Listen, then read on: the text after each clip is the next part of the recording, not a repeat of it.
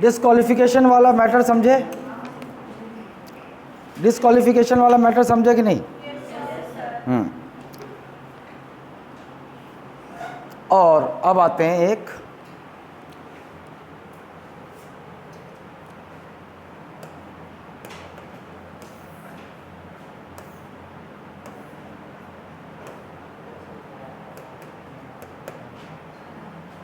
legislative assembly, legislative council, and this is governor.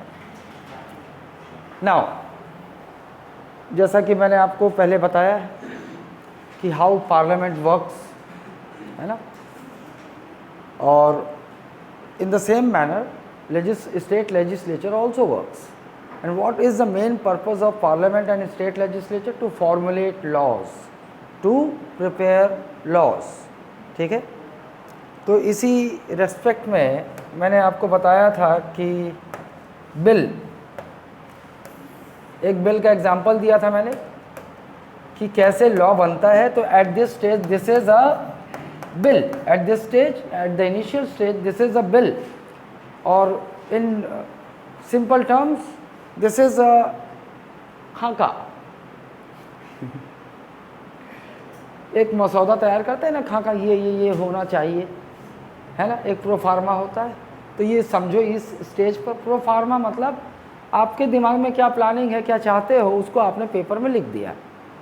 तो at this stage this is bill, उसमें लिखा गया जो भी है.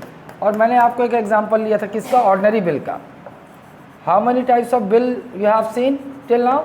4. Ordinary bill, money bill, finance bill, constitutional amendment bill. ये 4 बिल होते हैं. अच्छा, तुमको 2 वीडियो किसी ने शेयर किया था, वीडियो तुम्हारे देखा? तुमने देखा? तुमने देखा? थोड़ा सा देखा, फिर आप उसको बस कहानी की तरह देखो. अभी जो तुम्हारे पास समय है ना, जैसे आज संडे है, आज कोई प्रोग्राम नहीं है ना? हाँ, ये संडे वाला प्रोग्राम जानती है किसका होता है? ये बहुत अमीर अंबानीज, टाटाज, इनके होते हैं. हम जैसे नॉर्मल लोगों का संडे का कोई प्रोग्राम नहीं होता. संडे को ज़्यादा से ज़्यादा प्रोग्राम ये होता है कि लेट तक सोएंगे, है ना, लेट तक सोएंगे और खाएंगे. हाँ. तो आज अच्छे से देखना उसको, वो 2 वीडियोस को ना शुरू से लेकर आखिरी तक कहानी की तरह देखते रहना. लेट के देखना, सोफे पे बेंट होके देखना, खाते खाते देखना, ऐसे देखना. सो दिस इज, हमने एक एग्जांपल ले लिया था एक ऑर्डिनरी बिल का. This is an ordinary bill. अब हर एक बिल के एक्ट, यही बिल क्या बनेगा? एक्ट बनेगा. और एक्ट मतलब लॉ बनेगा. हर एक बिल के अलग अलग प्रोसेस होते हैं. इनके हर एक बिल पर लेजिस्लेटिव असेंबली के पावर अलग हो सकते हैं, लेजिस्लेटिव काउंसिल के पावर अलग हो सकते हैं, और गवर्नर के भी पावर अलग हो सकते हैं हर एक बिल पर. तो क्या याद रखना है? Different bills they undergo different procedures to become a law, and these 3 organs they have different powers with respect to different kinds of bills. फिलहाल ये ऑर्डिनरी बिल है. ऑर्डिनरी बिल के लिए क्या समझते हैं? वो उसका रास्ता कैसे होगा? पहले हाउस से गुजरेगा, तब ये गवर्नर के पास पहुंचेगा. इसका रास्ता ये है, ऐसे पास होगा, है ना. तो हमेशा जब भी कोई बिल आएगी 2 हाउस रहेंगे. अगर if in any state legislative council is not there, then there is no any issue. वो असेंबली में जाएगा, पास होगा, गवर्नर के पास जाएगा. यही था. लेकिन यहाँ पर मान लेते हैं कि देयर आर 2 हाउसेस. तो हमेशा there will be a question in which of the house this bill to be introduced first. ये हमेशा क्वेश्चन आएगा कि ये बिल पहले लेजिस्लेटिव असेंबली में जाए कि लेजिस्लेटिव काउंसिल में जाए. तो इसका जवाब क्या होगा? Either of the house. Ordinary bill, and ordinary bill can be introduced in either of the house. किसी भी हाउस में one who is bringing this bill, उसका ऑप्शन, उसके पास ऑप्शन है, वो पहले इसको इंट्रोड्यूस कर दे लेजिस्लेटिव असेंबली में या फिर लेजिस्लेटिव काउंसिल में. चलो मान लेते हैं यहाँ इंट्रोड्यूस किया. तो कोई भी हाउस फैसला कैसे लेता है? मेजॉरिटी. भाई हाउस में मेंबर्स है ना, और इस बिल पर यहाँ डिसीजन लेना है, तो यहाँ पर मेजॉरिटी सही होगा. 10 लोग हैं, फैसला लेना, समोसा खाओगे कि नहीं खाओगे, तो कैसे फैसला होगा? समोसा अगर 10 लोग हैं, 6 लोगों ने बोल दिया समोसा खाएंगे, तो डिसीजन हो गया कि समोसा खाएंगे. 4 लोगों नहीं खाना मत खाओ, डिसीजन हो गया। वैसे ही यहाँ पर होगा, मेजॉरिटी से डिसीजन होगा इस बिल पर। अब ऑर्डिनरी बिल है तो ऑर्डिनरी बिल को which kind of majority is needed for ordinary bill? Simple और ordinary majority. Which kind of majority is needed in both the houses for an ordinary bill to be passed? Is simple और ordinary majority. अब तुमको वो video आज समझ में आएगा। Simple और ऑर्डिनरी मेजॉरिटी, ये मेजॉरिटी का टाइप है, ordinary majority. And how will you define it? How will you define it? इसका डेफिनेशन है मेजॉरिटी ऑफ 50 मोर देन 50% और मोर than 50% of the members present and voting, present and voting। बस इतना समझा देता हूँ, ये भी समझ जाएगी, फिर पकड़ लेगी। प्रेजेंट एंड वोटिंग मतलब if suppose the strength of this house is 100 है ना, लेकिन तुमको नॉर्मली ऐसा लगेगा कि 100 है, मतलब 51 लोग अगर उस बिल को हाँ बोल देंगे तो it will be passed by that house. But that is not the thing. यहाँ पे क्या देखो क्या बोल रहे हैं, majority of more than 50% of the members present and voting. It's here it's not saying more than 50% of the total strength of the house, नहीं बोल रहा है।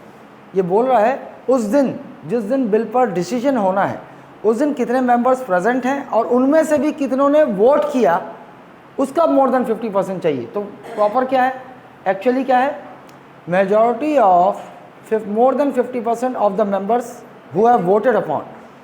100 हैं, 20 लोगों ने they kept themselves abstain from voting. वो बोल रहे हैं कि ना तो हम फेवर में वोट करेंगे ना तो अगेंस्ट में वोट करेंगे।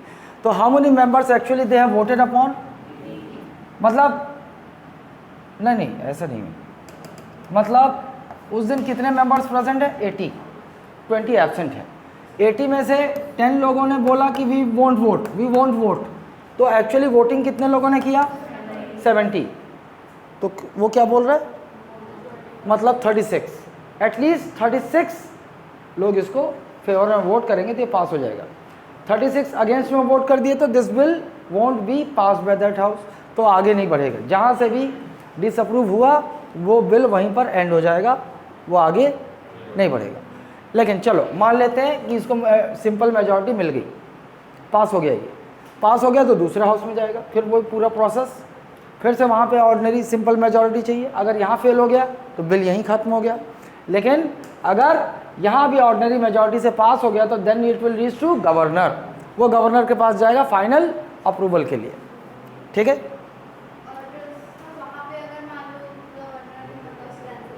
अभी वहीं आ रहा हूँ, अब गवर्नर क्या कर सकता है उस पर आ रहा हूँ।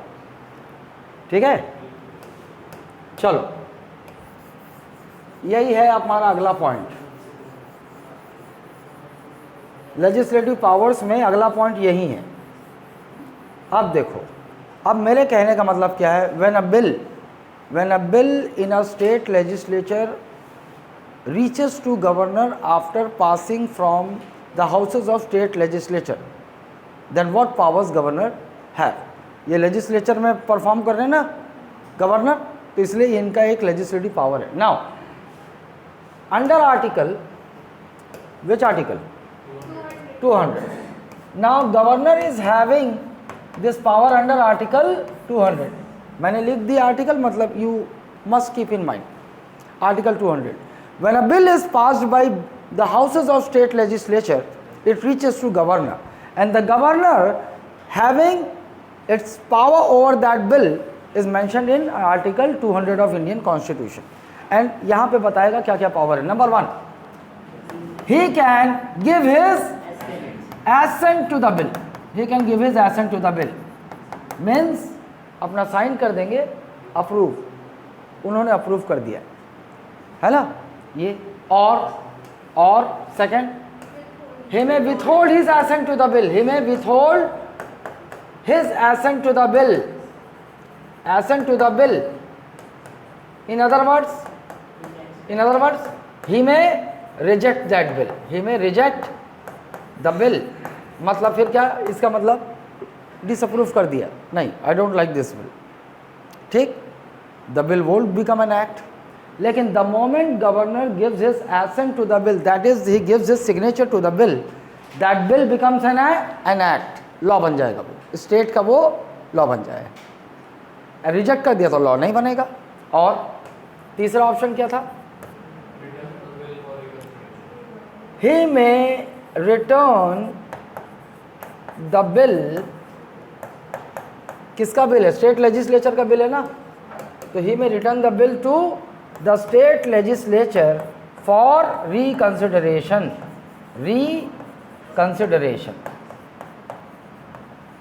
रिकंसिडर कीजिए आप।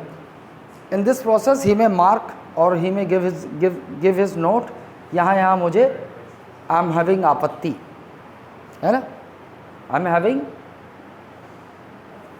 क्वेश्चंस, मुझे यहाँ पसंद नहीं आया, तो बोलेगे फिर से वापस भेज देगा, रिकंसिडर कीजिए आप। वापस आ गया, जैसे ही the moment governor returns the bill, that bill comes back to, नहीं, जिसके हाथ में ये बिल था ना, जिसने इंट्रोड्यूस किया था ना, जो बिल लाया था, उसके हाथ में पहुंच जाएगा, इसके हाथ में पहुंच गया।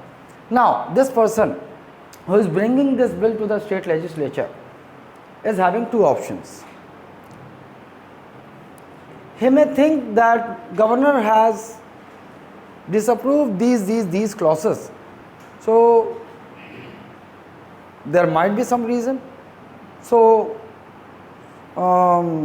it's better for me to make an amendment to these provisions where governor is having disapproval, ठीक है, उन्होंने अब वो अमेंड कर दिया इस बिल को। लेकिन अगर अड़ियल स्वभाव का हुआ तो बोलेगा नहीं, मेरा बिल परफेक्ट है, I won't make any amendment. ऐसा कर सकता है वो, दोनों रास्ते, चाहे अमेंडमेंट कर दे, चाहे अमेंडमेंट बिल्कुल भी अमेंडमेंट ना करे ना, फिर से प्रोसेस में ले जाएगा, फिर से वही प्रोसेस फिर से इधर ऑफ द हाउस में इंट्रोड्यूस हो सकता है, दोनों हाउस में पास होगा, फिर किसी भी हाउस ने पास नहीं किया तो वो बिल वहीं एंड हो जाएगा। लेकिन अगर गवर्नर ने उसे रिटर्न कर दिया है बिल को और फिर से दोनों हाउसेस से वो पास हो गया, फिर पहुंचेगा गवर्नर के पास दूसरी बार। अब क्या होगा, अब गवर्नर के पास क्या पावर है, अब पगली, he is bound to give his assent to the bill on the second time when governor returns any bill for reconsideration and with or without amendments. Second time, with or without amendments, if that bill is again passed by the houses of state legislature, then only it will reach to governor. And on the second time, if that bill reaches to the governor second time में governor के पास option नहीं है, he is bound to give his assent to the bill, उसको उस पर अपना assent देना ही पड़ेगा। सेकेंड टाइम में वो रिजेक्ट नहीं कर सकता, सेकेंड टाइम रिकंसिडरेशन के लिए भेज नहीं सकता। ये सम ऐसा मतलब, what's your good name? Sakshi Shrivas. Why your father has kept this name for you? पसंद आया, रख लिए। कॉन्स्टिट्यूशन मेकर्स को ऐसा लगा, कर लिए, है ना। देखो, अगर इसका रीज़न ढूंढना चाहोगे तो रीज़न है। रीज़न कैसे है? दे आर एक्चुअली, जो भी बिल ला रहे हैं, they are actually elected representatives of the people. लोगों ने इलेक्ट किया है उन्हें, है ना। They are the voice of citizens of the country. कहने के लिए बोल लो, ऐसा वो अपने लिए ही जाते हैं, वहाँ अपनी सेवा के लिए जाते हैं वो लोग, है ना। और गवर्नर क्या है? गवर्नर ये इलेक्टेड नहीं है, he is appointed by president, just a representative of the centre. तो यहाँ पर डेमोक्रेसी में कौन ज़्यादा इंपॉर्टेंट है? पीपल। पीपल, क्योंकि ये तय करते हैं किसकी सरकार होगी और किसकी नहीं होगी। इलेक्शन होता है, ये डिसाइड करते हैं ना। तो यहाँ उनको ज़्यादा पावर है। डेमोक्रेसी में पीपल को ज़्यादा पावर है, तो पीपल को ज़्यादा पावर है, पीपल के रिप्रेजेंटेटिव्स को ज़्यादा पावर होगा। तो एक बार मौका दिया है गवर्नर को कि भैया तुम रिजेक्ट कर सकते हो। If you find that bill is, मतलब वो बिल अगर लगता है कि तुमको सही नहीं लग रहा है, कि ऐसा भी तो है ना कि वो जो पीपल्स के रिप्रेजेंटेटिव हैं वो अपनी मनमानी कर सकते हैं, कि मनमाना कोई भी अपना एक्ट बना के फ़ायदा उठाएं अपनी चेयर का। इसको रोकने के लिए गवर्नर के पास पहली बार में तो पावर है, लेकिन अगर उन्होंने बोला कि bill okay this bill is perfect but I have few questions here in this bill, तो उनको वो अच्छा नहीं लग रहा था, तो उन्होंने क्या कर दिया कि बोला कि रिकन्सिडर कीजिए आप। लेकिन रिकन्सिडरेशन के लिए भेजा और वापस दोनों हाउसेस ने पास कर दिया, मतलब यहाँ पर हाउस के इम्पोर्टेंस ज़्यादा है, अब आप हल्के हो गए। दोनों हाउस ने फिर से पास कर दिया, तो आप गवर्नर, दूसरी बार गवर्नर के पास एक ही पावर होगा, he has to give his assent to the bill. वो रिजेक्ट नहीं कर सकते, वो रिकन्सिडरेशन के लिए नहीं भेज सकते। क्लियर है?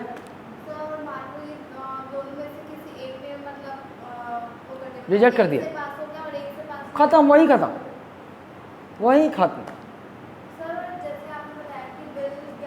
हालांकि I am telling you when I will come to state legislature no, मैं वहाँ बताना नहीं चाह रहा हूँ अभी, क्योंकि आप लोग उस स्टेज में नहीं हो। एक्चुअली पार्लियामेंट में जब बात करेंगे ना, तो both the houses they have same powers over ordinary bill, both the houses, है ना।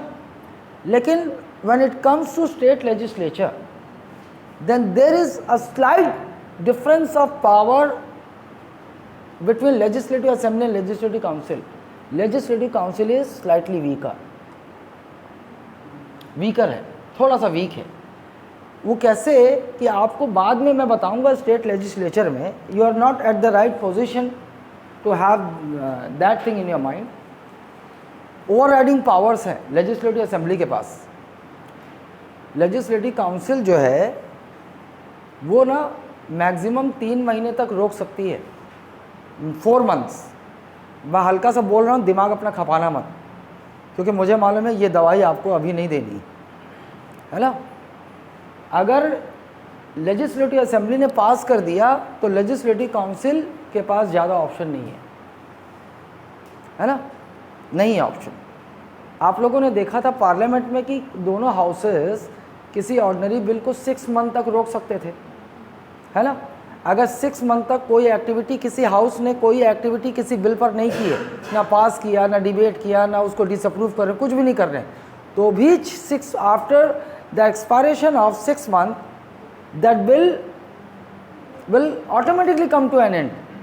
ये था पहले जो पार्लियामेंट में, वहाँ कोई डाउट नहीं है, वहाँ वैसे ही होगा जो बताया मैंने। लेकिन when it comes to state legislature, legislative assembly is having overriding powers over legislative council, है ना। ऑर्डिनरी बिल पे ही लेजिस्लेटिव असेंबली के पावर ज़्यादा है, लेजिस्लेटिव काउंसिल के कम है, जबकि पार्लियामेंट में दोनों हाउसेस को सेम पावर्स थे, दोनों का सेम पावर्स थे, लेकिन यहाँ नहीं है। बस इतना अभी ध्यान में रखो, यहाँ पर एक ऑर्डिनरी बिल पे स्टेट लेजिस्लेचर में अगर दोनों हाउस हैं तो लेजिस्लेटिव असेंबली की पावर ज़्यादा है लेजिस्लेटिव काउंसिल की,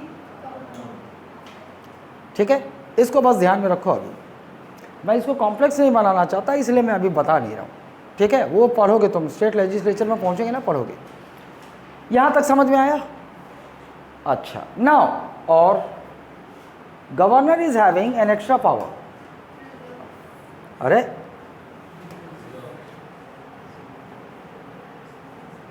governor is having an extra power.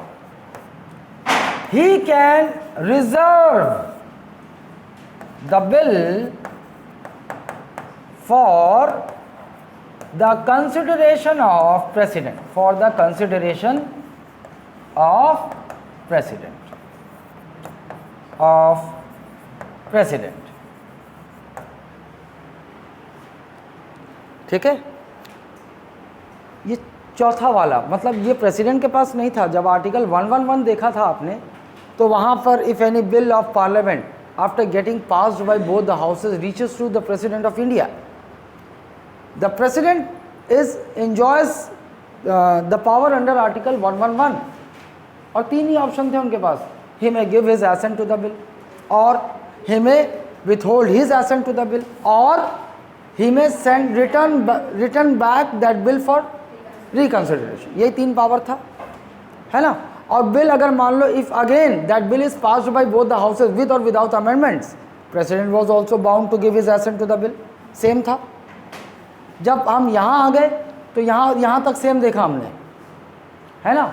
ये तीनों पावर तो गवर्नर के पास भी है स्टेट लेजिस्लेचर में, लेकिन एक पावर ज़्यादा है जो प्रेसिडेंट के पास नहीं है, वो ये है the governor of a state can reserve the bill of a state legislature for the consideration of president, and the moment governor reserves any bill of the state for the consideration of president, then governor has no say over that bill. अब governor कुछ नहीं करेगा, जैसे ही उन्होंने president के लिए reserve कर दिया, अब जो करेंगे प्रेसिडेंट करेंगे। बेटा अब नहीं करेगा, अब बाप करेगा, बेटा ही है ना, प्रेसिडेंट इंडिया का बाप है, गवर्नर स्टेट में है तो ये बेटा है, अब प्रेसिडेंट करेंगे, है ना। अब अगर गवर्नर ने रिजर्व कर दिया कोई बिल को प्रेसिडेंट के कंसिडरेशन के लिए, तो वहाँ पर हमने 111 क्या देखा था, पार्लियामेंट का जब कोई बिल पहुँचता है तो 111 में प्रेसिडेंट की पावर थी, लेकिन जब कोई स्टेट का बिल गवर्नर रिजर्व करेगा प्रेसिडेंट के लिए, तो प्रेसिडेंट के पास उस स्टेट के बिल के लिए पावर कहाँ होगी, आर्टिकल 201 में। क्लियर है। जब पार्लियामेंट के दोनों हाउसेस से बिल पास होकर जाता है तो प्रेसिडेंट के पास पावर कहाँ है, 111। लेकिन जब किसी स्टेट का बिल प्रेसिडेंट के पास पहुँचेगा तो प्रेसिडेंट का पावर फिर कहाँ है, आर्टिकल 201। और ऐसा कब होगा, जब under the power of article 200 governor will reserve that bill for consideration of president. Clear है। ये कहाँ गई, शादी से आई नहीं अभी तक, ये साला कितना मैं एक आध दिन लगता है ना, जो मेरी बात नहीं सुन रहा एक आध दिन साला बुला के डंडा लगाऊं, फिर अगले दिन से दिमाग ठिकाने आए। 100 बार बोल चुका हूँ साला, 100 बार। रेगुलर रहो, सिंसियर रहो, टेस्ट में परफॉर्म करो, जोश में रहो, उसके बावजूद शादी ब्याह बर्थडे तुम लोग साला क्लास मिस करते हो। तो जो डिस्क्रिशनरी पावर जो प्रेसिडेंट का है उसमें आर्टिकल 111 और सब है डिस्क्रिशनरी।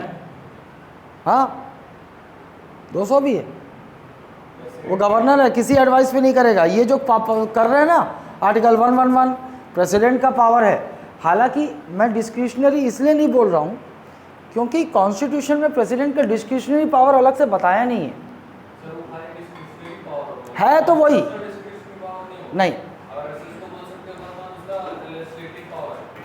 अगर किताबों में नहीं मिलेगा तुमको ये। अगर तुमसे कोई बोले कि भैया कोई बिल जब पार्लियामेंट के दोनों हाउस से पास होकर प्रेसिडेंट के पास पहुंचता है तो क्या प्रेसिडेंट काउंसिल ऑफ मिनिस्टर के एडवाइस पर करेंगे? नहीं, अपनी मर्जी से करेंगे। हाँ बिल्कुल ना, सब उसकी मर्जी है। उसके बाद तो ही इज बाउंड ना। कॉन्स्टिट्यूशन ने कह दिया भाई, कॉन्स्टिट्यूशन तो सबका बाप है, प्रेसिडेंट भी कॉन्स्टिट्यूशन को अवॉइड थोड़ी कर सकते हैं। कॉन्स्टिट्यूशन ने कह दिया कि भाई पहली बार में आप रिजेक्ट कर दो, वो आपका पावर है, वो बिल एक्ट नहीं बनेगा। लेकिन आपने रिकंसिडरेशन के लिए भेज दिया और फिर से अगर दोनों हाउसेस ने पास कर दिया विद और विदाउट अमेंडमेंट्स, तो आपको सिग्नेचर देना पड़ेगा, वो एक्ट बनेगा ही बनेगा।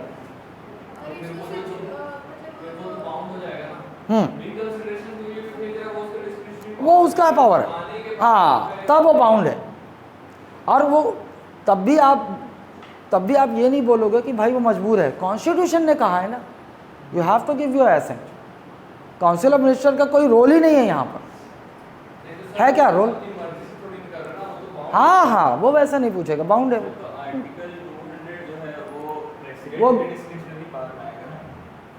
अबे साला आर्टिकल 200 गवर्नर का आएगा ना, गवर्नर यहाँ तो गवर्नर के लिए ना 200, तो ये गवर्नर का है और 201 प्रेसिडेंट का है।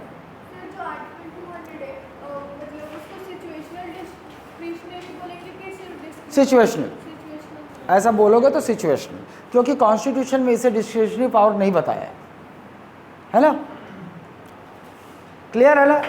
एक बात क्लियर रखना, 200, 111, 200, 201 कोई काउंसिल ऑफ मिनिस्टर के एडवाइस पर नहीं करेंगे, गवर्नर या प्रेसिडेंट अपनी मर्जी से करेंगे। तो डिस्क्रिशन हुआ, ये याद रखना, ठीक।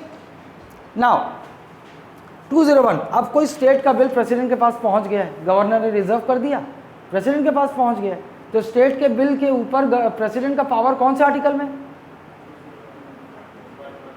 201। अरे स्टेट का बिल, पार्लियामेंट का बिल, प्रेसिडेंट का पावर 111, स्टेट लेजिस्लेचर का बिल, गवर्नर का पावर 200, और स्टेट लेजिस्लेचर का बिल, प्रेसिडेंट का पावर 201। नाउ वही 3 power, he may give his assent to the bill, तो स्टेट का वो एक्ट बन जाएगा, लॉ बन जाएगा। और he may withhold his assent to the bill और रिजेक्ट दैट बिल, वो लॉ नहीं बनेगा, स्टेट का वो लॉ नहीं बनेगा। और तीसरा, सेंड बैक, रिटर्न कर सकते हैं, रिकंसिडर करो, रिटर्न कर सकते हैं ना, हे में return the bill for reconsideration. तो कहाँ जाएगा बिल? ये बिल कहाँ का है? स्टेट का है कि पार्लियामेंट का है? ये बिल स्टेट का है ना, तो बिल वापस भी स्टेट लेजिस्लेचर में जाएगा, है ना। फिर वही किस्सा, विद और विदाउट अमेंडमेंट्स, फिर से प्रोसेस में आएगा। और फिर से अगर स्टेट लेजिस्लेचर के हाउस ने पास कर दिया तो बिल वापस किसके पास जाएगा? मैंने बोला ना, गवर्नर ने जैसे ही बिल को रिजर्व किया, गवर्नर का खेल खत्म। अब जो करेगा प्रेसिडेंट, प्रेसिडेंट ने भेजा है तो प्रेसिडेंट के पास वापस जाएगा ना, प्रेसिडेंट ने भेजा तो प्रेसिडेंट के पास ही वापस जाएगा ना। अच्छा, रिटर्न कर दिया रिकंसिडरेशन के लिए, फिर से अगर दोनों हाउसेस ने पास कर दिया तो प्रेसिडेंट के पास गया। नाउ सेकंड टाइम में अगर प्रेसिडेंट के पास पहुंचा तो प्रेसिडेंट के पास क्या पावर है?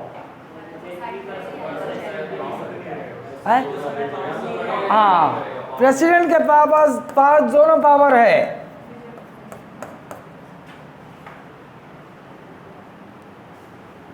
अब ये क्लैरिटी किसको नहीं है? तुम फंसी हुई, मुझे मालूम है क्वेश्चन मार्क है, और क्वेश्चन मार्क किसी के पास? अभी इमेजिन करो, अब इधर मैं बात कर रहा हूँ किसकी? पार्लियामेंट की। पार्लियामेंट के 2 हाउस, लोकसभा, राज्यसभा और इंटीग्रल पार्ट प्रेसिडेंट। अगर मान लो वो पार्लियामेंट का बिल है, दोनों हाउसेस से पास हो गया, तो प्रेसिडेंट के पास पहुंचेगा। और प्रेसिडेंट का पावर कौन से आर्टिकल में? 111। पार्लियामेंट का बिल है तो 111 पे प्रेसिडेंट का पावर है। और प्रेसिडेंट क्या क्या कर सकते हैं? 3, वही 3। He may give his assent to the bill, that bill will become an act, और he may withhold his assent to the bill, that bill will won't become an act, और third one, he may send back that bill for reconsideration। और parliament का bill है, parliament का bill अगर with और without amendments फिर से दोनों हाउसेस ने पास कर दिया तो फिर से प्रेसिडेंट के पास आएगा। President is bound to give his assent to the bill. ठीक है, ये पार्लियामेंट का बिल था, छोड़ दो, वो देना ही पड़ेगा। हाँ, देना ही पड़ेगा। हाँ, ये हो गया। अब आ जाते हैं स्टेट लेजिस्लेचर में। अब स्टेट लेजिस्लेचर में legislative assembly, legislative council, governor. State का बिल है, दोनों हाउसेस से पास होगा तो गवर्नर के पास पहुंचेगा। गवर्नर के पास पावर कौन से आर्टिकल में? 200। इससे ऊपर कौन सा आर्टिकल था? 200। ये देखो,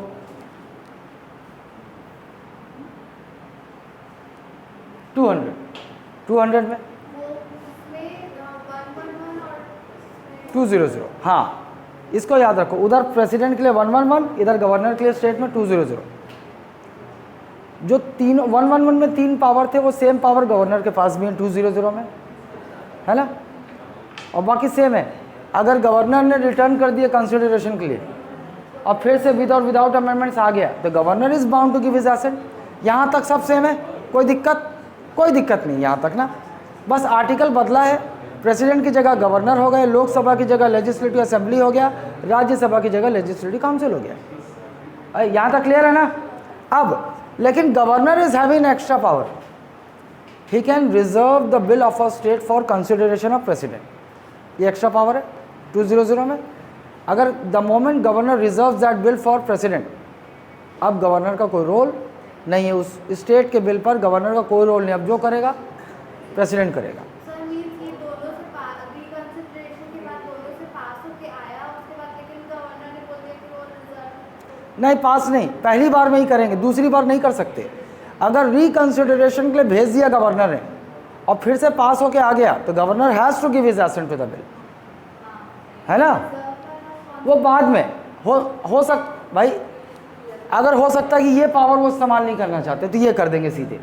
ये पावर पहली बार में इस्तेमाल होगा, दूसरी बार में नहीं होगा कि बिल वहाँ से रिकंसिडरेशन के बाद वापस आ गया और फिर गवर्नर उसे रिजर्व करें, तो ऐसा नहीं होगा।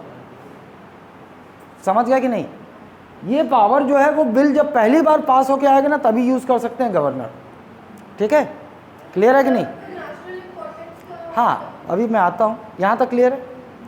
अब गवर्नर ने रिजर्व कर दिया तो वो प्रेसिडेंट, अब ये स्टेट का बिल है ना, पार्लियामेंट का नहीं है, स्टेट का बिल है। स्टेट के बिल के ऊपर प्रेसिडेंट की पावर कौन से आर्टिकल में?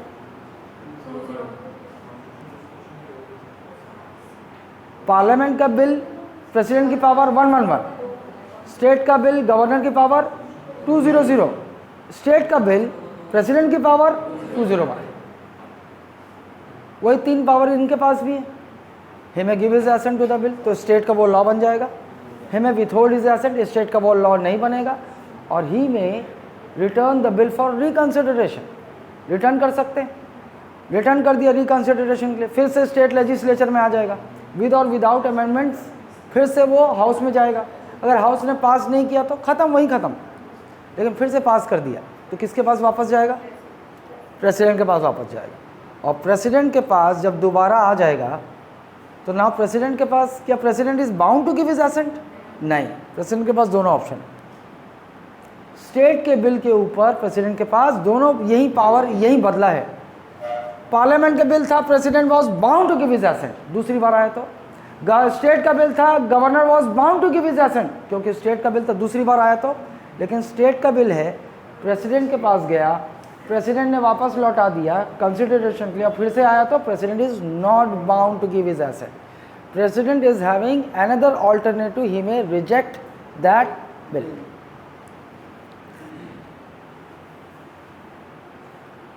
क्या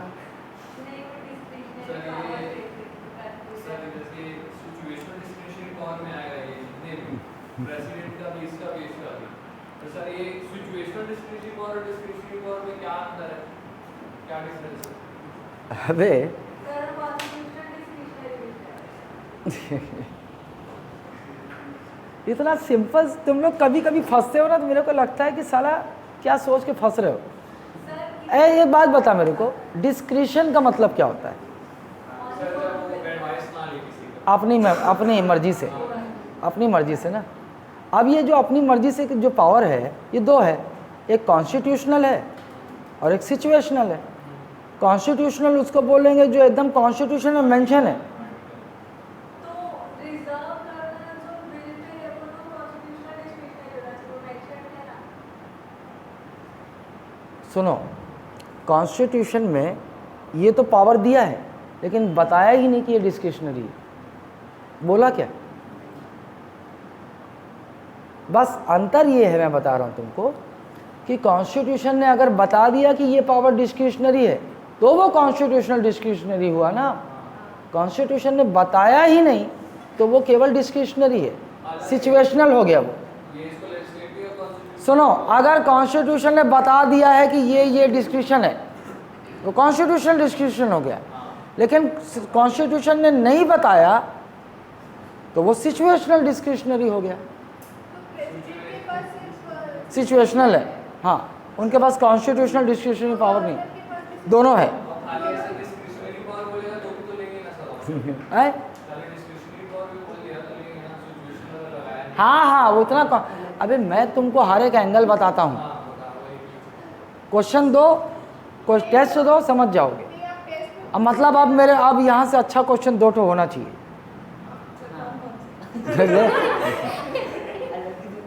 है? क्या बे?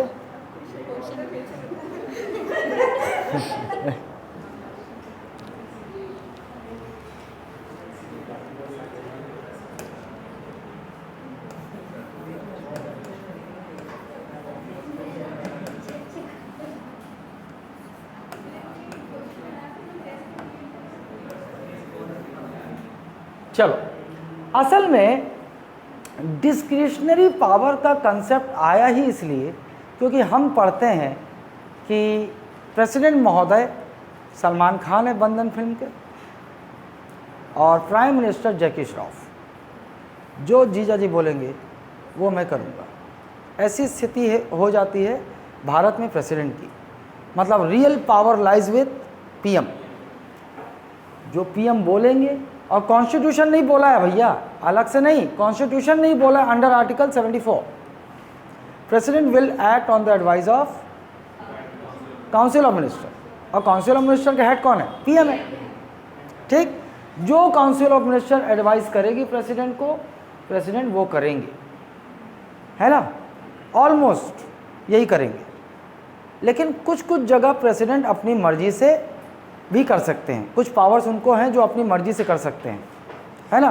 बिल्कुल सेम गवर्नर के लिए भी है कि गवर्नर भी किसके एडवाइस पे काम करेगा? State council of minister headed by CM, उनके एडवाइस पे ही काम करेगा। लेकिन कुछ कुछ जगह ऐसी हैं जहाँ पर गवर्नर अपनी मर्जी से डिसीजन लेगा, काउंसिल ऑफ मिनिस्टर के एडवाइस पर नहीं लेगा। दोनों ले सकते हैं। अब बात आते हैं, तो दोनों के पास है डिस्क्रिशनरी पावर। किसके किसके पास है? प्रेसिडेंट के पास भी है और गवर्नर के पास भी है।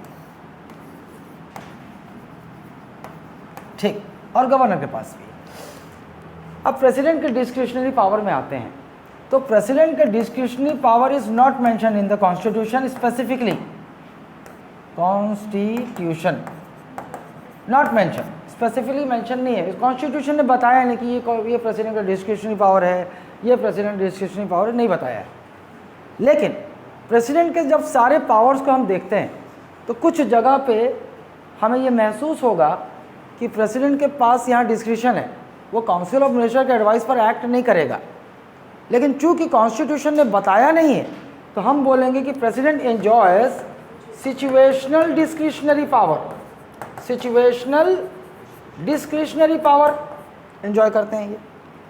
ठीक, अब आते हैं गवर्नर के पास। Governor in a state, governor के पास कॉन्स्टिट्यूशनल डिस्क्रिशनरी भी है, बताया है स्पेसिफिकली, ये गवर्नर का डिस्क्रिशन है। जैसे रिजर्व दैट बिल, अपनी मर्जी से वो कोई स्टेट का बिल जब उसके पास आएगा तो he can reserve that bill for,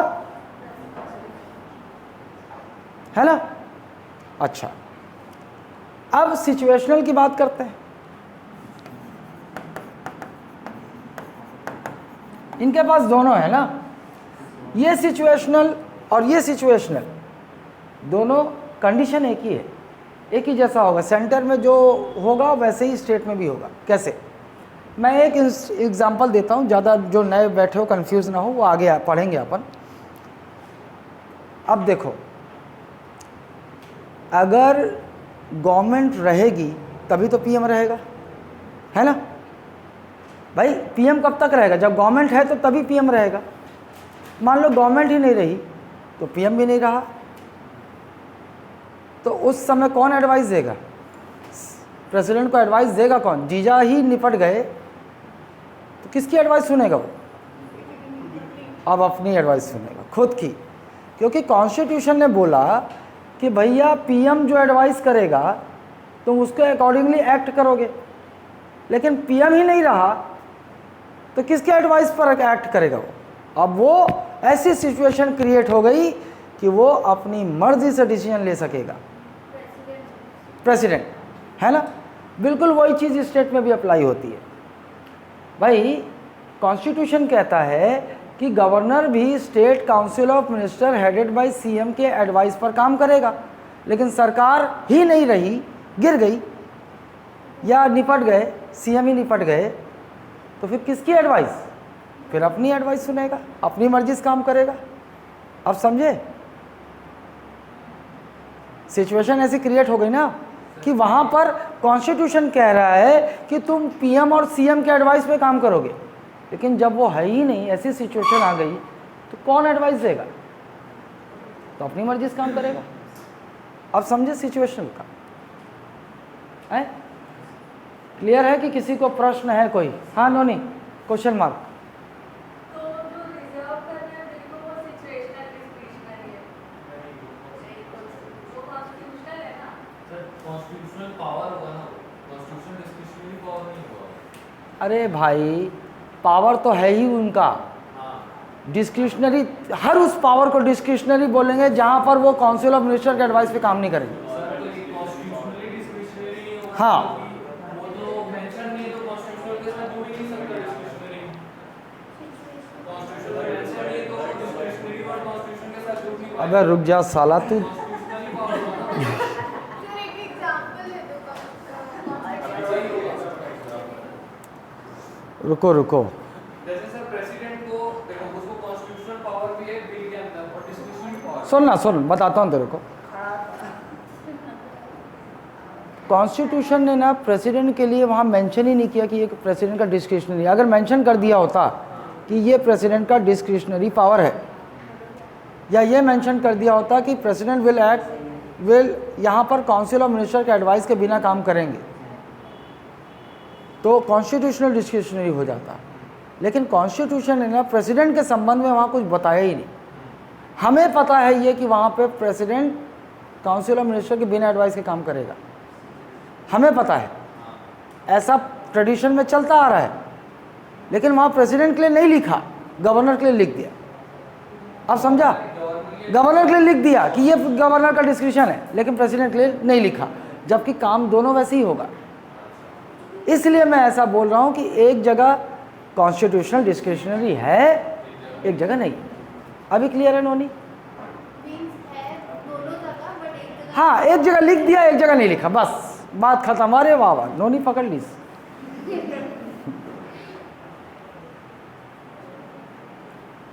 अरे मैं तुम लोगों को यहाँ से ले जाकर यहाँ पहुँचाता हूँ, लेकिन कई बार ना ये जो लेवल मैं ले जाता हूँ ना, ये मेरे लिए सिरदर्द हो जाता है। नहीं ठीक है, क्वेश्चन पूछा करो। लेकिन अब जैसे मुद्दा उठा तभी थोड़ा ये क्लियर हो गया। नहीं, अब वो शंका वाली बात नहीं है। अरे कहाँ गायब हो गया रे? सुसु गया? कितना लगता है रे तुम लोगों को सालों। हाँ अच्छा, अब हाँ, इसका भी इस बात पे आ जाता हूँ ना। किस बात पे आ जाता हूँ? ये अब आपके मन में एक सवाल आना चाहिए कि कॉन्स्टिट्यूशन मेकर्स ने ये चौथी पावर गवर्नर को दी क्यों, कि वो स्टेट का कोई बिल दोनों हाउस से पास होकर गवर्नर के पास पहुंचे तो गवर्नर उसे प्रेसिडेंट के लिए रिजर्व कर दें। एकदम अच्छा क्वेश्चन बनेगा कि क्यों। सवाल पूछना सीखो, क्यों।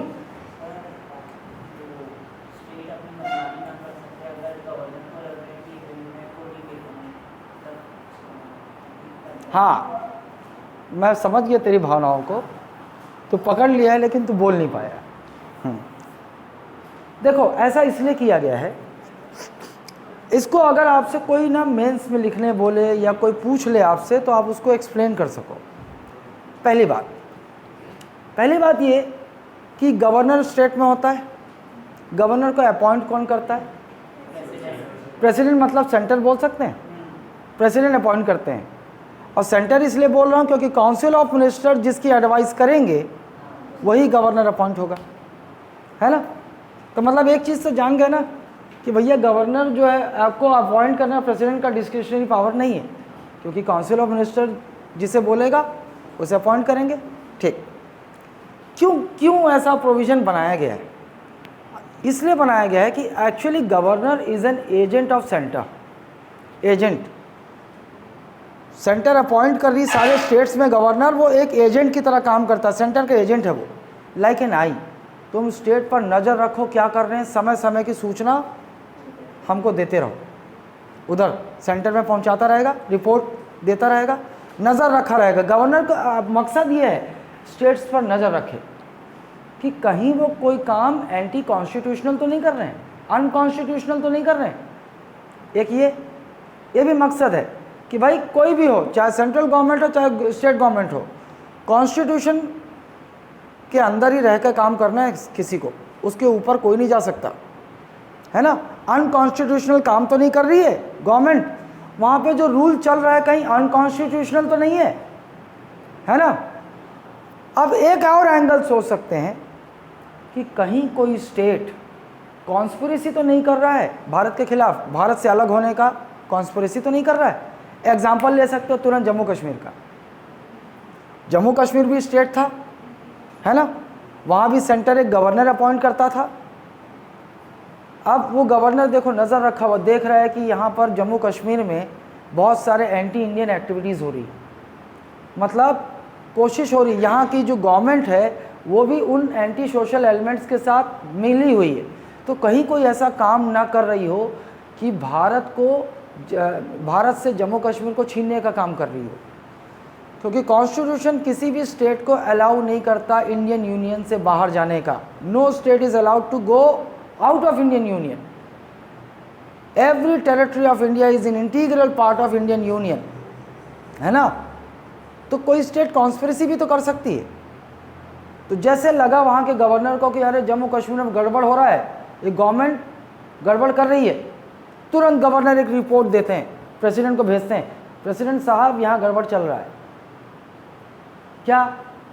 तो प्रेसिडेंट साहब लगेगा हाँ वाकई में एजेंट सही बोल रहा है, तो क्या करेंगे प्रेसिडेंट, हाँ वो एक्शन क्या होगा, प्रेसिडेंट्स रूल। उस स्टेट में क्या लग जाएगा, प्रेसिडेंट्स रूल।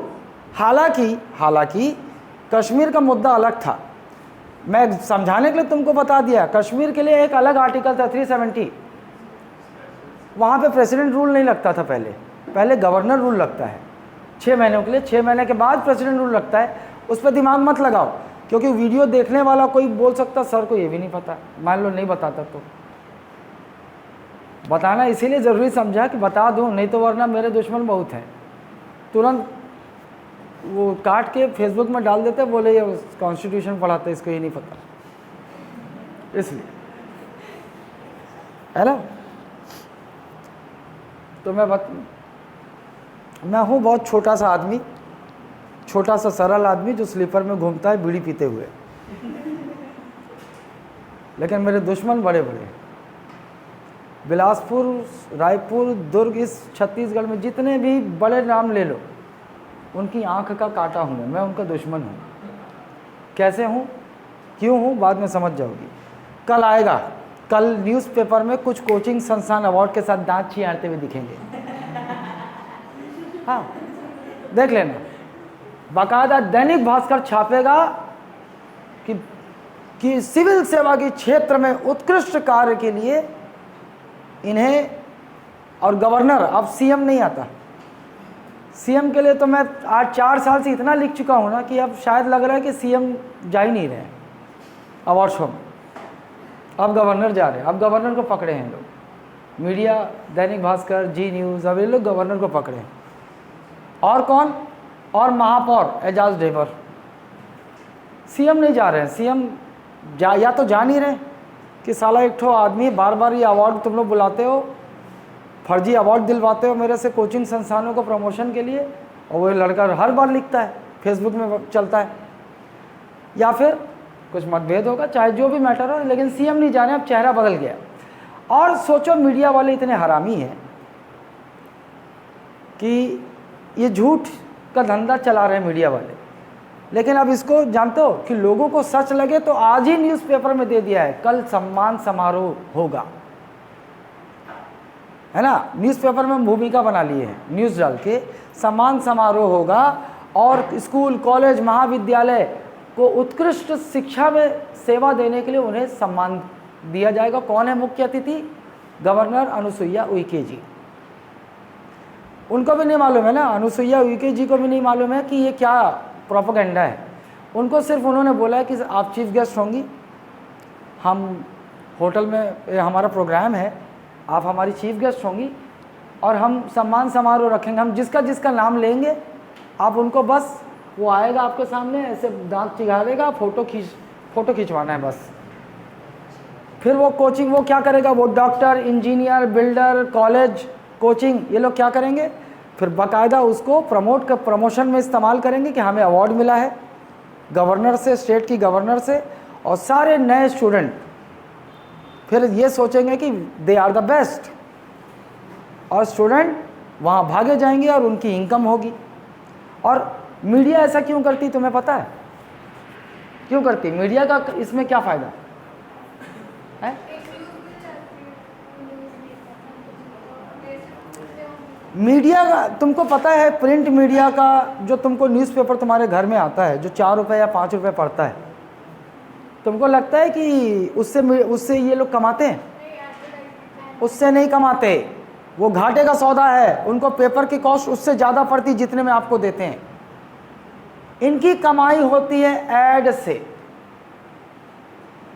तो इनके जो बड़े बड़े कस्टमर्स हैं ना, जो इनको साल में 30 लाख 50 लाख का ऐड देते हैं, ये उन लोगों को अवार्ड देते हैं, है ना, कि क्लाइंट हमारे बने रहें और हमको ऐड देते रहें, हमारी कमाई चलती रहे। एक ये हो गया। दूसरा, अब कुछ नए क्लाइंट्स को भी ढूंढना है, इनको बिजनेस बढ़ाना है, तो कुछ नए लोगों को अवार्ड देते हैं कि अब ये हमको फिर ऐड देगा, है ना।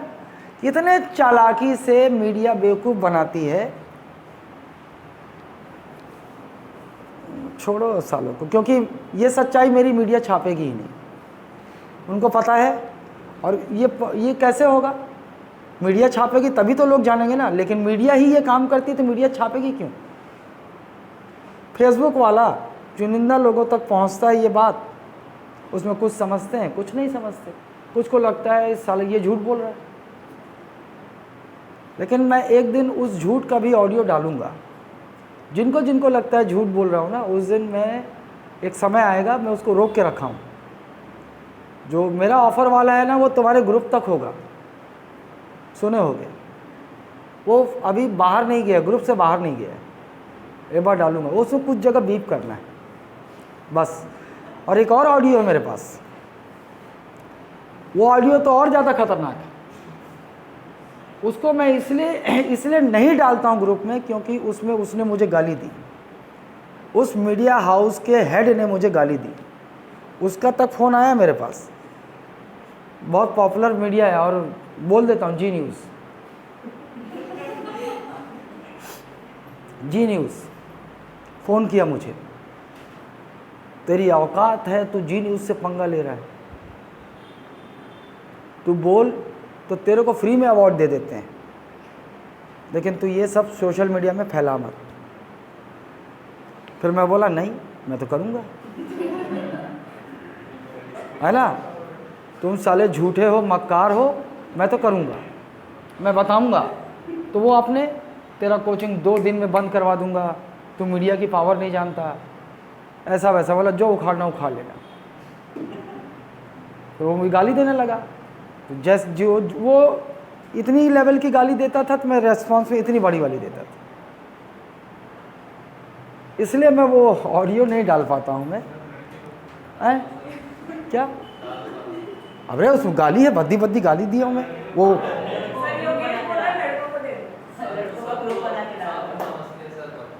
नहीं यार, फिर भी अच्छा नहीं लगता ना। मेरे दुश्मनों को एक और मौका मिल जाएगा। ये शिक्षक है, ऐसी गाली देता है। वो सारे शिक्षक हैं, वो सारे टीचर अच्छे हैं जो फ्रॉड कर रहे हैं, जो झूठ बोलकर स्टूडेंट को ठग रहे हैं। लेकिन मैं जरा से एक तो बे बोल दूंगा ना, तुरंत आ जाएंगे, और उन्हीं के एजेंट होते हैं कोचिंग के। देखो इस कैसा शिक्षक बे बोलता है। और वो शिक्षक जो बढ़िया एकदम सोफिस्टिकेटेड, चश्मा पहने हैं, अच्छा मीठा मीठा बोलते हैं, वो अच्छे शिक्षक हैं, और सारे फ्रॉड ठगी करते हैं। अब मैं बे बोल दूंगा, देखना तुरंत एजेंट एक्टिव हो जाते हैं कोचिंग के। देखो ये गुंडा शिक्षक बना बैठा हुआ है, ऐसे ही ऐसे ही तो बोलते हैं। और वो छोड़ो, ये सारी चीज़ें फेल हो गई उनके ना। मेरा सिगरेट पीते हुए फ़ोटो खींच के डाल देते हैं कि देखो ये टीचर है। अरे और जब सिगरेट पीते हुए फ़ोटो डालते हैं, मैं बोलता हूँ पगले, सिगरेट तब पीता हूँ जब मेरे पास पैसा होता है, जब पैसा नहीं होता बीड़ी पीता हूँ। बीड़ी फ़ोटो चाहिए? मैं ऐसा ही हूँ। स्टूडेंट को मेरे पर्सनल व्यक्तिगत आदत से क्या मतलब? स्टूडेंट को मेरे पढ़ाने से मतलब है। तेरे को बीड़ी पीने वाला फ़ोटो चाहिए होगा, मेरे से बोलना, मैं दूंगा। उसको डालना है, ये अच्छा नहीं लग रहा है। और सोचो, जब ये सारी चीज़ें फेल हो गई, तो अभी एक नया हथकंडा आया है। मेरे को काउंटर करने के लिए एक नया हथकंडा आया, और इतने हरामी हैं साले। एक लड़की का स्क्रीनशॉट आया है मैसेंजर पे। एक लड़की है, और स्क्रीनशॉट में जानते क्या लिखा है?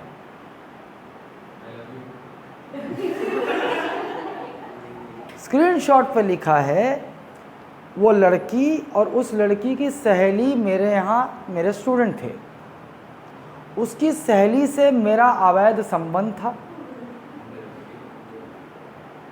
है ना, और इसलिए उसने उन दोनों ने मेरी कोचिंग छोड़ दी मेरे चरित्र को देखते हुए।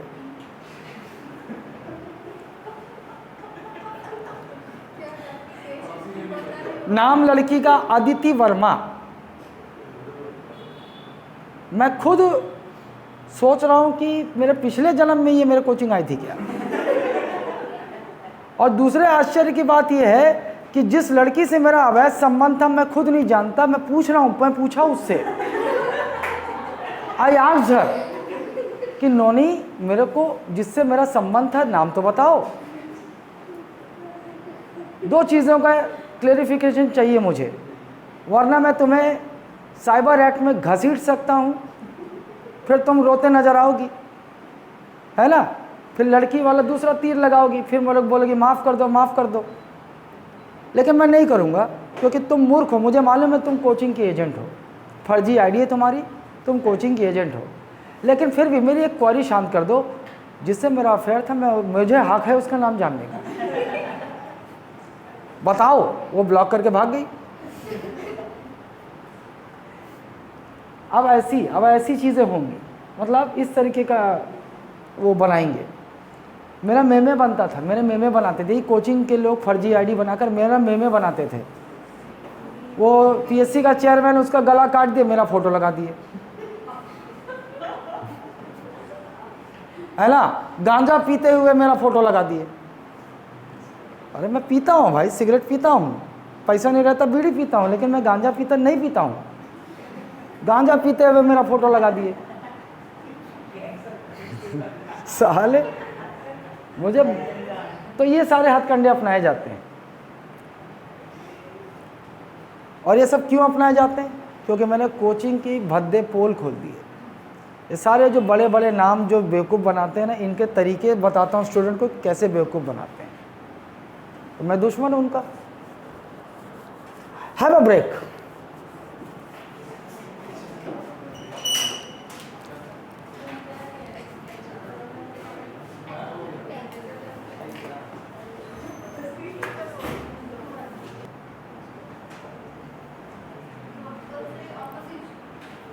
If the bill deals with compulsory acquisition of property,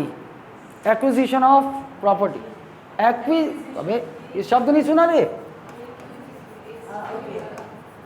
acquisition property under article 31A, under article 31A।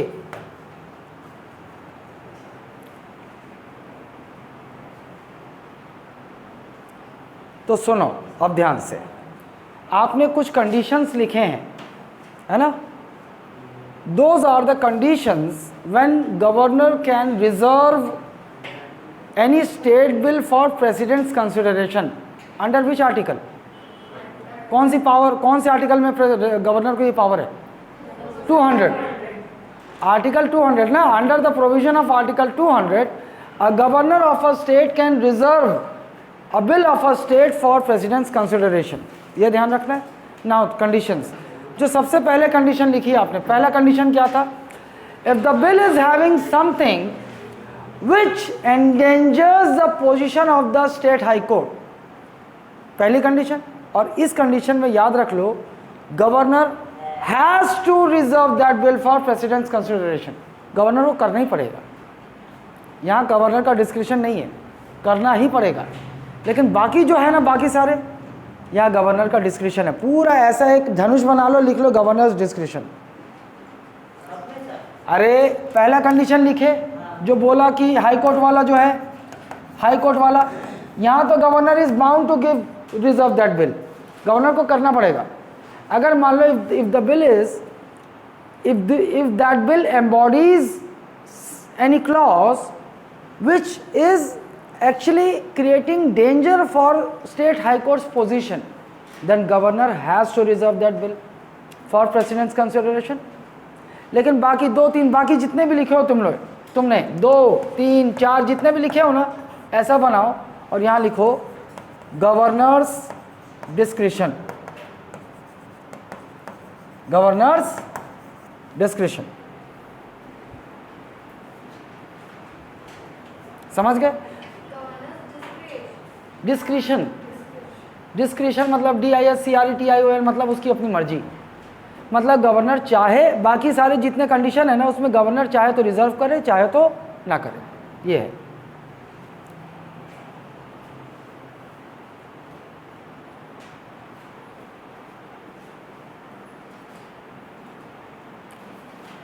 तू तेरा चेहरा ऐसे ही है कि अभी मेरे को हल्का येलोइश लग रहा है रे? हाँ? नहीं ऐसे ही, मतलब डर मत, तेरे में ब्लड की कमी है।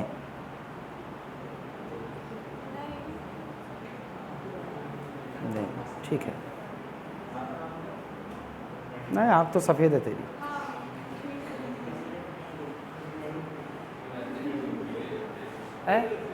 मेरी आँख पीली है, ऐसा ना लग रहा कि मेरी आँख पीली इसलिए वो पीली दिख रही है।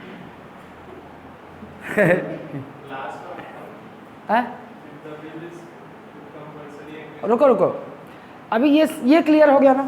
पहला वाला कंडीशन गवर्नर के लिए मैंडेटरी है कि उस स्टेट के बिल को रिजर्व करे वो प्रेसिडेंट के लिए, बाकी वाले में गवर्नर की मर्जी है ना। अब लास्ट वाला जो तुम लोग जहाँ फंस रहे होगे, दूसरा क्या है पहले बता, चलो बारी बारी चलता। दूसरा क्या है?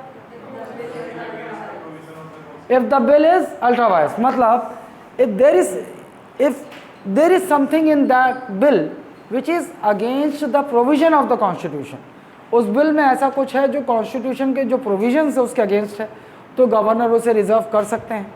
ठीक। थर्ड वन क्या है? If the bill is having something which is in opposed to directive principles of state policy, that is part 4, अगर ऐसा है तो गवर्नर कर सकते हैं। थर्ड वन अगला,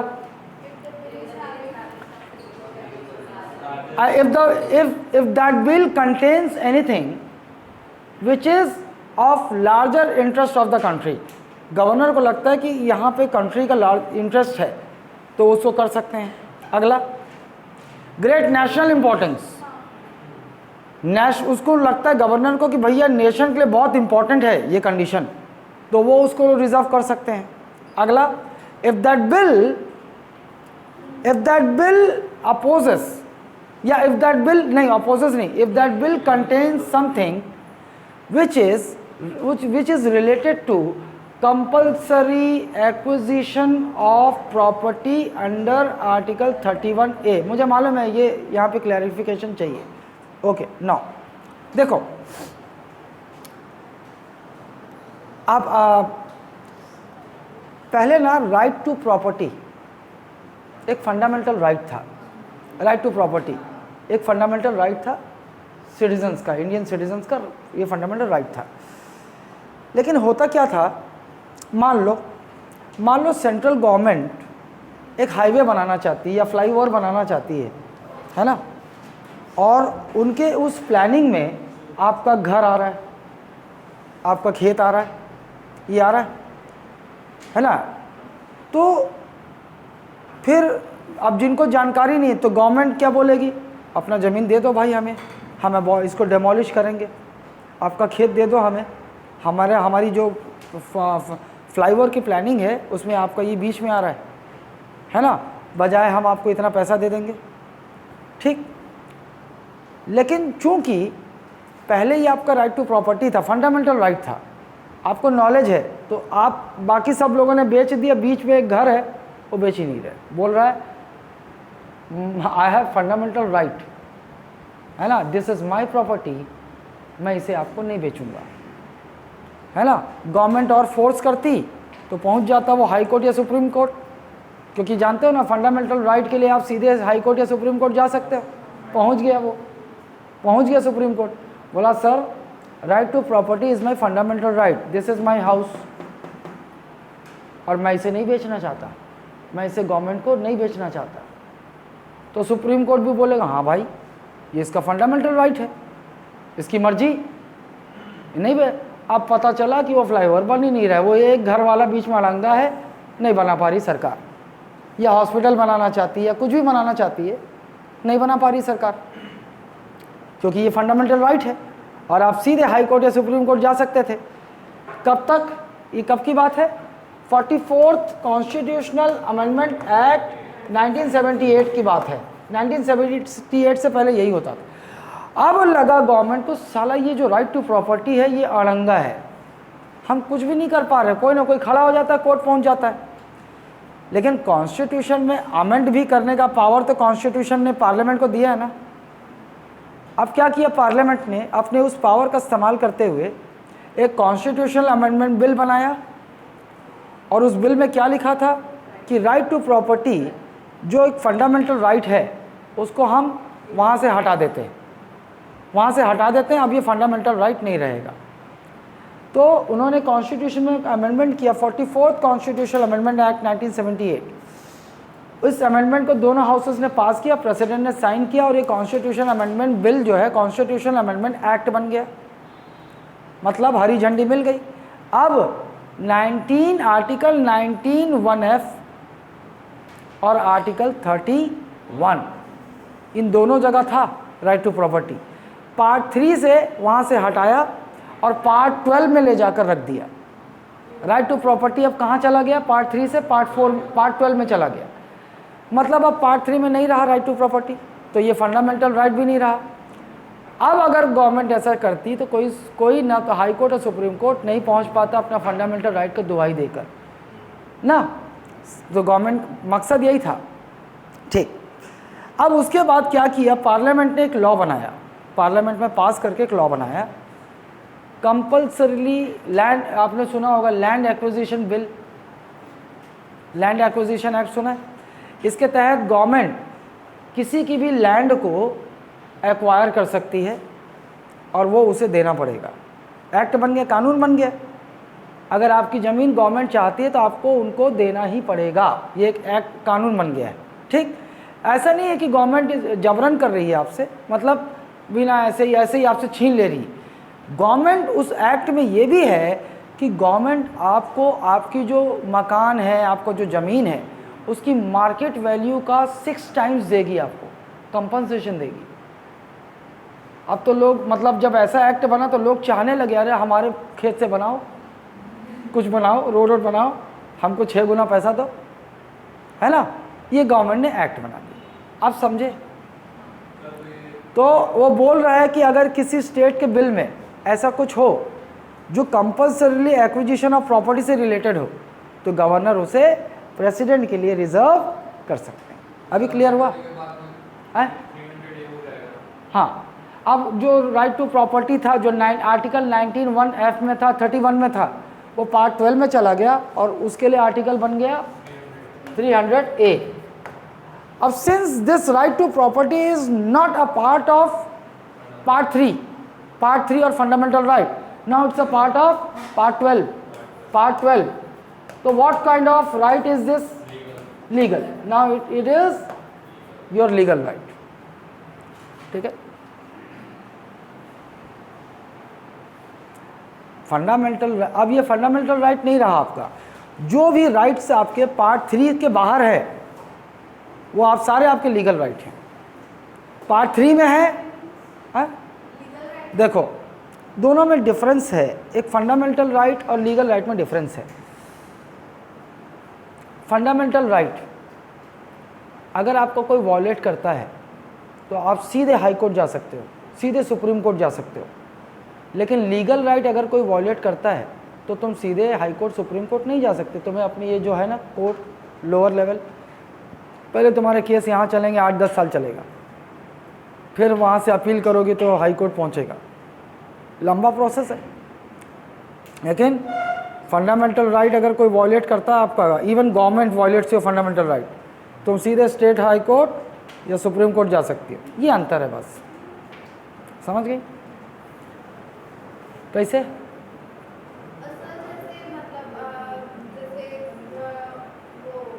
ब्रिज वगैरह बनाना है और मतलब भाई जैसे किसी का हाउस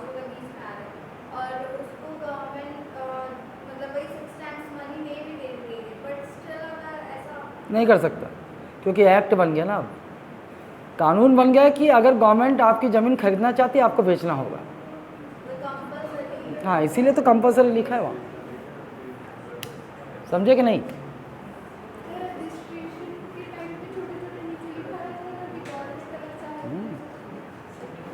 उससे उससे पहले नहीं होता था 40। अरे तेरे मर्जी के बिना तेरे घर में कैसे गाड़ देगा? अरे वो हाँ, BSNL टावर तेरे घर में ऊपर लगाएगी ना, तो मेरे ख्याल से 30,000 महीना या ऐसा कुछ मिलता है। ये एयरटेल वाले भी गड़ाएंगे ना, ये भी तेरे को महीना पैसा देंगे, लेकिन बता दे रहा हूँ तेरा घर बर्बाद हो जाएगा। वो बहुत, एक तो तेरा वो घर तेरा रेडिएशन वाला घर बन जाएगा। दूसरा ये कि वो जो इतना बड़ा भारी स्ट्रक्चर तेरे छत में खड़ा होगा, है ना, तो इसीलिए तो इतना पैसा देते हैं लोग महीना का, और लोग लालच में करवा लेते हैं जो इतना सोचते नहीं है। लेकिन उससे प्रॉब्लम है, आपको बहुत सारे हेल्थ इश्यूज आ सकते हैं, क्योंकि पूरा मोबाइल का टावर है, मतलब रेडिएशन है। और दूसरा वो एक बहुत भारी स्ट्रक्चर आपके बिल्डिंग के ऊपर है ना।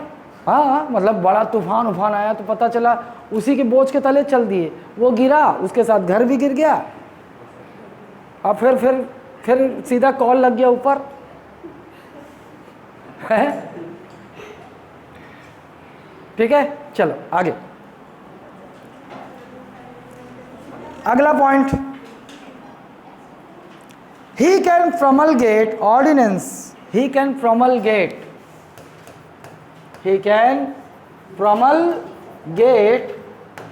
ordinance, he can promulgate का मतलब सिंपल मतलब क्या, issue. He can promulgate ordinance when the state legislature is not in session. When the state legislature is not in session. Common भाषा में अपन यही बोलते हैं, बाकी डिटेल तो जानते हो नहीं।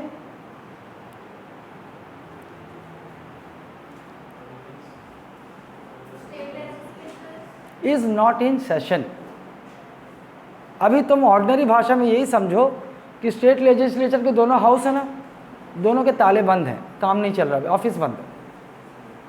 अगर ऐसा हुआ तो फिर गवर्नर ऑर्डिनेंस इशू कर सकते हैं।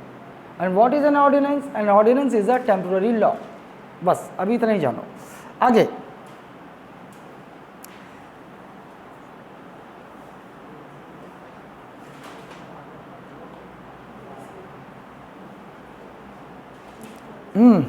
चलो। He lays the reports of State Finance Commission. He lays the reports of State Finance Commission. State Finance Commission, comma, State Public Service Commission, comma, State Public Service Commission, comma, Comptroller and Auditor General of India. Comptroller, ये spelling नहीं मालूम तो इधर लिख लो, Comptroller and Auditor General of India.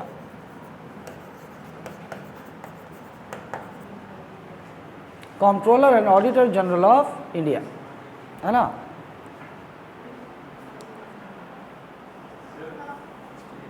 Before the state legislature,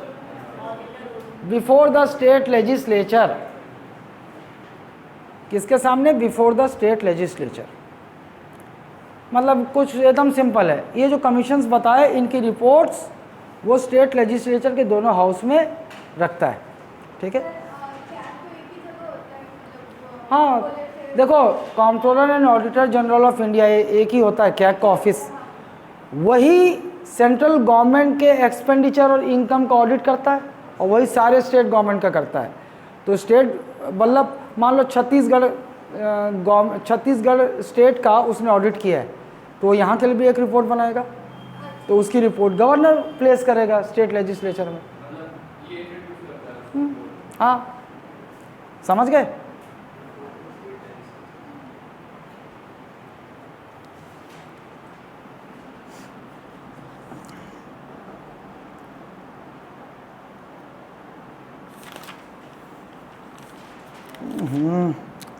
अभी भी लगेगा 2 class. चलो, this is all for today. मैं उसकी परवाह नहीं करता कि लगेगा। देखो, क्लैरिटी चाहिए ना तो तुमको आराम से चलना होगा शुरुआत में।